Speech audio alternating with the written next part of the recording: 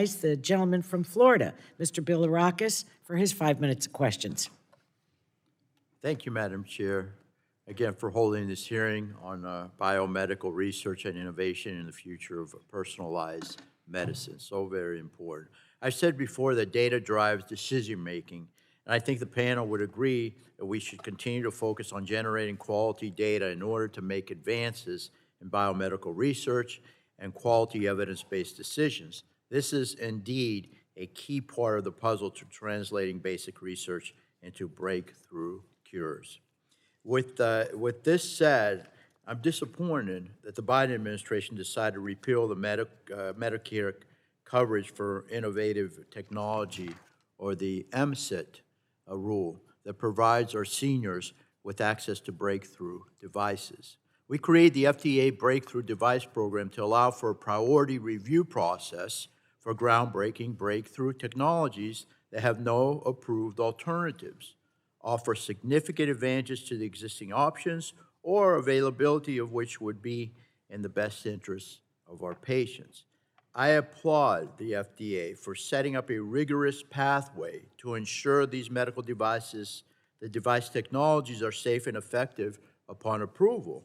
And these manufacturers must collect the necessary data to show its benefit to patients. Unlike their drug counterparts, these devices don't receive coverage by CMS upon approval until they embark on a costly and years-long clinical study process.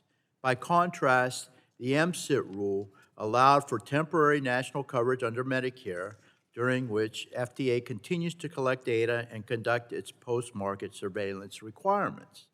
This rule had broad bipartisan support, and I even led a bipartisan letter with Representative Del Bene and then Representative Cardenas and Representative Walorski that would codify coverage for these breakthrough devices. Despite this, CMS bureaucrats decided to repeal the MCIT rule, leaving these patients with less access to care. I'm grateful that the leadership on this subcommittee led a letter to CMS asking them to reconsider their decision.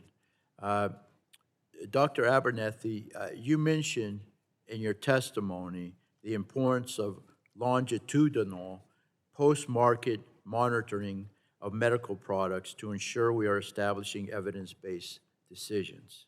Can you tell me more about the importance of incentivizing this evaluation of evidence over time? Thank you for your important question, and another fellow Floridian.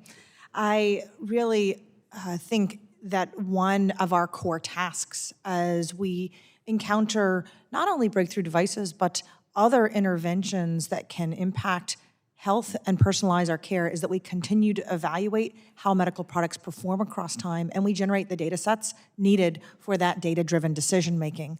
Importantly, evaluating medical products across time not only allows us to continuously understand safety and effectiveness, but also helps us understand what is the best way for a doctor and a patient together to make the right decision for this particular patient and what within the context of that patient's needs, because we develop more and more data across a more diverse and richer population, as well as more understanding of which specific scenarios and what timing. So that's this critical issue of continuing to collect longitudinal data.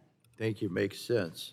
Do you agree that Medicare coverage of innovative technologies, which would lead to more widespread access, patient access, could result in more robust evidence generation in the post-market setting? It is really important that we continue to think through how we're going to get Medicare beneficiaries and others the interventions that they need, and this is an important topic for us all. Very good. Thank you, Madam Chair. I yield back.